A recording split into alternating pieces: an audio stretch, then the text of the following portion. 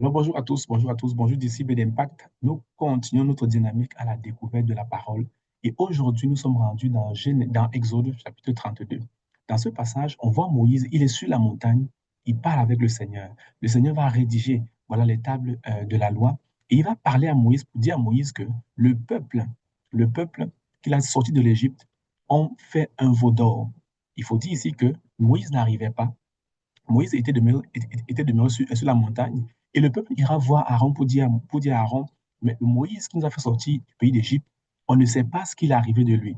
Alors fais-nous un Dieu qu'on pourra adorer. Et Aaron va consentir à, à réaliser ce veau d'or-là avec les bijoux du peuple.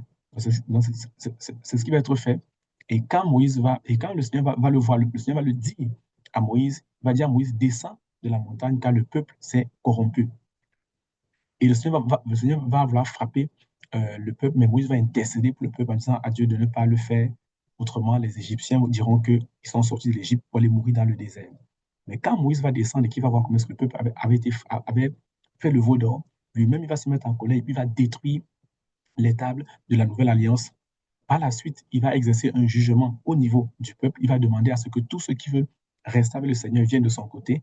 Et ceux qui ne viendront pas, il va demander à ce que tous les enfants de Lévi aillent les tuer. La Bible, et dans le chapitre, la parole dit que ce jour-là, il y a eu 3000 personnes, hommes et femmes, qui ont été mis à mort. Alors, qu'est-ce qu'on peut tirer comme leçon de ce chapitre? La première des choses qui m'interpelle ici, c'est que le peuple a décidé de demander à Aaron de faire un veau d'or en l'absence de Moïse. Moïse représente la voix de Dieu, l'instruction divine, l'orientation, les préceptes. Ça veut dire quoi? Ça veut dire qu'en absence d'instruction, en absence de la parole de Dieu, en absence des voix de Dieu, les hommes auront toujours tendance à se créer leur propre Dieu, à se créer leur propre direction, à se créer leur propre canevas. Donc, si jamais dans une maison, là où il y a, là où il y a dans une maison, dans un ministère, dans un groupe, dans un département, on manque la direction divine, on manque l'orientation divine, les gens qui sont là vont finir par se créer leur propre Dieu et ils vont se livrer beaucoup au divertissement. L'autre chose qu'on peut voir ici, c'est que Aaron savait très bien que la voie que le peuple prenait n'était pas la bonne voie. Il savait très bien que faire un veau d'or n'était pas la bonne chose à faire, mais il a quand même consenti à faire ce veau d'or. Ça nous montre ici la puissance d'un bon leader. Si vous n'êtes pas, si je ne suis pas, si nous ne sommes pas des bons leaders, leaders de famille, leaders de département, de ministère, d'église, d'un groupe, peu importe, si vous n'êtes pas un bon leader avec une bonne carrure, vous finirez toujours à donner le veau d'or aux gens sur lesquels vous êtes établis. Vous finirez toujours à donner le veau d'or à des personnes, euh, à des personnes qui vont vous influencer. Ça veut dire qu'on doit apprendre à rechercher la carrure, la figure, la capacité à demeurer droit auprès du Seigneur. Aaron connaissait la bonne voie à suivre, mais n'a pas été en mesure de pouvoir l'imposer. Tout comme vous pouvez être dans votre maison, en tant que chef de famille, vous connaissez la bonne voie à suivre, mais ne pas être en mesure de pouvoir l'imposer, du moins de pouvoir, pas, je ne dirais pas l'imposer, mais le mettre en place dans votre maison. Et vous mettez à écouter peut-être votre épouse ou encore vos enfants qui ne sont pas nécessairement de bons conseils. Je ne dis pas que tous les époux sont comme ça, mais je dis qu'il peut y avoir des mauvais conseils qu'il ne faut pas mettre en application.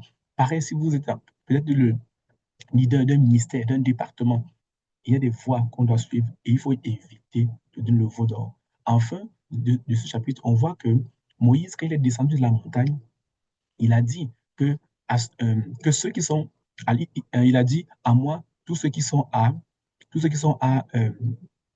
l'Éternel, la Bible dit que les fils de Lévi sont venus tous autour de lui. Il leur a demandé de tirer leur épée et d'aller tuer leurs frères et leurs sœurs qui avaient adoré le veau d'or. Cette journée-là, il y a eu 3000 personnes qui sont mortes. Et quand Moïse est remonté sur la montagne, il a demandé pardon à Dieu pour les péchés du peuple. Dieu lui a dit qu'il n'allait pas les frapper tout de suite, mais par contre, il allait les punir le jour de sa vengeance. Ça nous montre également quelque chose, c'est que le Seigneur nous pardonne, c'est vrai, mais les conséquences de nos actes sont nécessairement effacées. Lorsqu'on ment, lorsqu'on vole, lorsqu'on triche, lorsqu'on emprunte de l'argent à quelqu'un, on ne rembourse pas, on peut après se repentir et demander pardon à Dieu.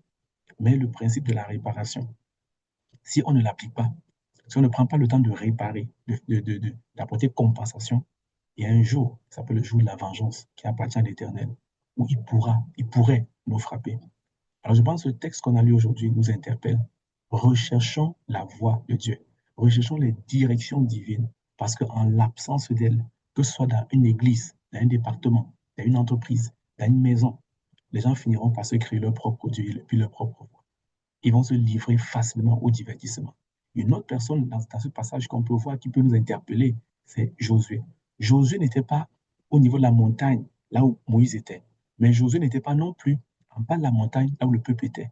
Josué était le seul qui n'avait pas péché, qui ne s'est pas livré au péché et qui n'a pas été influencé par, par, euh, par, euh, par le peuple. Parce que lui, il était monté sur la montagne. Élevons-nous spirituellement dans la prière, dans le jeûne, dans la méditation, dans des atmosphères qui étirent nos esprits. En nous élevant, on est en train de quitter, on est en train de fuir la distraction, on est en train de fuir les mauvaises influences. Et autant favorable, on verra que le Seigneur pourra nous élever parce que plus tard, on verra que celui qui va continuer la marche avec le peuple, ça va être Josué, alors que techniquement, ça devrait être Aaron qui avait été appelé depuis le début en même temps que Moïse. Donc ici, voilà le résumé pour ce chapitre. Je t'invite à lire, utiliser les leçons, mais là en commentaire, ça pourrait aider quelqu'un. À une prochaine vidéo. Merci.